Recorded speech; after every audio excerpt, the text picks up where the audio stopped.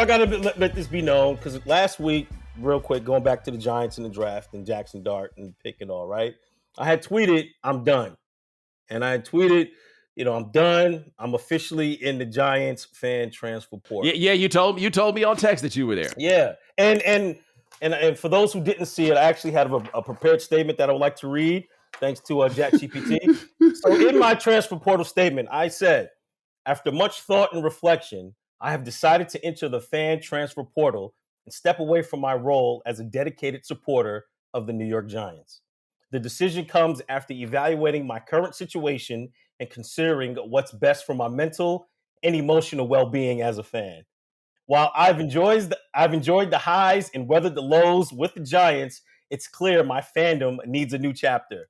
I will always cherish the memories, but it's time to explore new opportunities and find a team that better aligns with my current outlook. I wish the Giants the best moving forward and thank the organization for these unforgettable moments. As I transition to my next fandom, I am open to new possibilities and excited for what lies ahead. Sincerely, Shannon Penn. I am officially off that narcotic. All right, hey, let me read some names for you. Jared Goff, Jahmyr Gibbs, Amon-Ra St. Brown, Jameson Williams, old stupid ass, Sam Laporta, Taylor Decker. They appear to have a white man named Mahogany at left guard. Oh no, he black. My fault. Well, he's black, but there's still a touch of irony. Okay. Frank Ragnow, Panay Sewell, Aiden Hutchinson, DJ Reader, Jack Campbell, Terry Arnold, Brian Branch, Kirby Joseph. Come on over to America's team.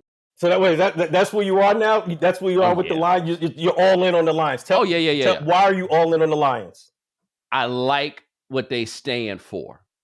I like what they represent. I'm picking up what they putting down. And when J-Mo threw that damn reverse, that interception on that reverse, I got so mad at Ben Johnson that I realized, this is not a radio bit, guys. This is how I feel. Mm-hmm. Baby, I'm for real. I'm about this. I got gear. I got to get some new. I got hoodies, but I need to get some T-shirts. Okay. You know what I'm saying? Okay. Need to prepare. I ain't really got nobody's jersey I'm down to wear, but that's where we are. And if you're going all in, like, you got to get some like Detroit Lion Gators. You can get some Stacey Adams. You got to start working on your what up though. Like, I do. I got to get some. I got to get some Chloe glasses. You know what I'm saying? I got to decide. Like if I'm all the way in, I got to get a Hutch jersey. That's what we call them, Shannon. We call them Hutch. I got to. Okay. Because Hutch Daddy over from my part of town in Houston. You know what I'm saying? Mm-hmm. Holding it down for the Northwest Burbs. Like he doing that. But I already got one white man's name on my back, right? I don't really know. I don't really know about throwing another one. All right, so let me say this about the Giants, right? Like I'm in the portal, but I'm not. I haven't left all the way. Like I'm in the portal. I'm willing to take on a new team. I'm willing to consider going back to the Giants. But I'll explain why my frustration here with the Giants. And granted, hindsight what it is after hearing about Shedeur Sanders' pre-draft process and how he didn't interview well with certain team players and teams didn't have him high. But for me, your coach really didn't like him. Well, that's the big part too. And finding out afterwards, you understand that now with the proper context. But for me going into it, and this is nothing to do with Jackson Dart, although I've talked to like people who watch football, is like, hey, he's going to have to learn a lot coming to the NFL because he was limited there in Lane Kiffin's system. But that's a whole nother story. I just wanted, for me, I look at the other teams, right? And you former Atlanta Falcon fans, you look at what the Eagles have in Jalen Hurts. And you mentioned Warren Moon before. And like, yes, the Giants have started a couple of black quarterbacks, including Tyrod. Like that's all good. But not on purpose. But not on purpose. And we've never had and invested in a young black quarterback. And for me, coming up and watching the growth of the NFL from what it was when we were growing up, when all we had was Randall Cunningham and Warren Moon, to where the game now, where almost every damn their team has a black starting quarterback. And for my team to still not have one after celebrating their 100th anniversary, it said a lot. And I said before the draft, I was like, prior to knowing where the Giants were going to be drafted, what pick they were going to have, I was like, if Shedeur or Cam Ward were available in the Giants past, I'm done. So when Jackson Dart's name was announced, my wife turned and looked at me and she said, are you going to stand on business? So essentially, she was challenging my manhood. But other than that, she made a valid point. It's like, at what point do we have to ask more? And I get it. Giants have had black general managers before and the whole nine. But it seems at this point that it's more than a coincidence that they're one of the only teams in the NFL that hasn't had a young black star quarterback yet. It's funny that you mentioned that because I am inclined to cut the Giants a tiny bit of slack on the black quarterback part. Though I am with you, I'll believe it when I see it, right? As I've said many times, the first time they started a black quarterback was Geno Smith, and the owner got so mad he fired the coach and gave Eli Manning 2 more years to walk around on the field like a dead man. You remember that? You remember that? That really happened, guys.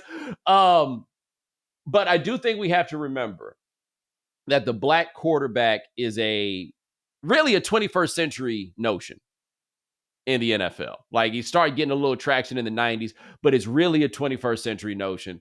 And for most of the 21st century, they did have the one quarterback, right? Like, that's why I cut the Packers some slack, because for the longest, they had 2 quarterbacks for a 30-year period. But then they went and got a black quarterback, and boom, they did it, right?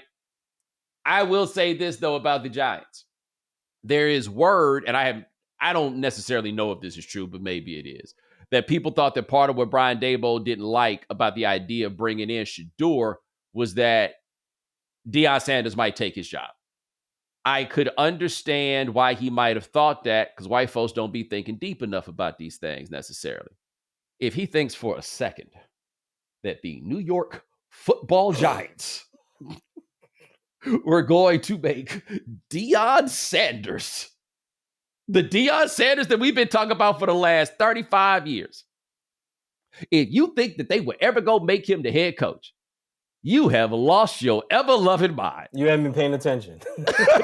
Paying attention. Hey, let me tell you something, man. Everything we've talked about with black coaches and everything else having a hard time, that's how amazing Deion is. That go out the window in everybody's mind. This whole, well, if Sheduer comes, the team is going to hire Deion as his coach. We can barely get him to hire any black dude whatsoever, let alone, you talking about that one? That one? Like, the idea that the people in the NFL hate Deion, not buying that. The black quarterback notion has changed greatly. We can't treat this like we did even 10 years ago, right?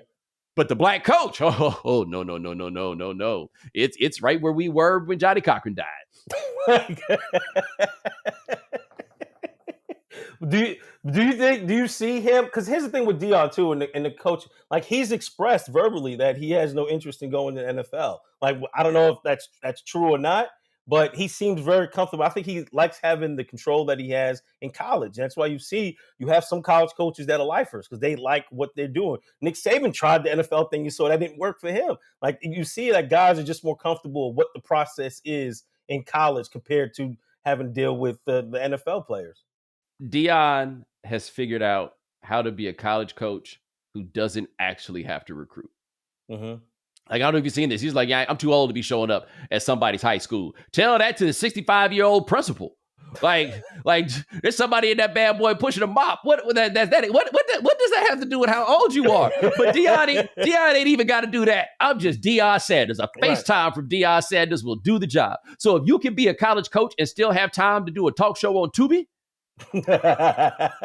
which he does, for those of you who do not know. Shout out to Roxy. Yes. Like, if you can pull that off, then you go ahead and do that. But yeah, Sheduer, told you, man. Some people me and you don't like are using me on some, they got it right about Sheduer. And I'm like, I did.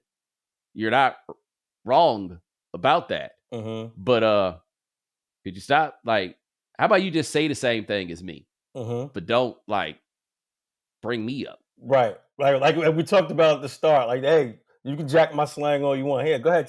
Take my take. Yeah. Go ahead. Yeah. You leave me out of this one. You go ahead. Take the whole take. Say it word for word, bar for bar. I don't care. But leave me out of this. Yeah. It's wild how that works, though. Because, we got that one cat who been jacking our slang for like 20 years. And I kind of want to send that one an invoice.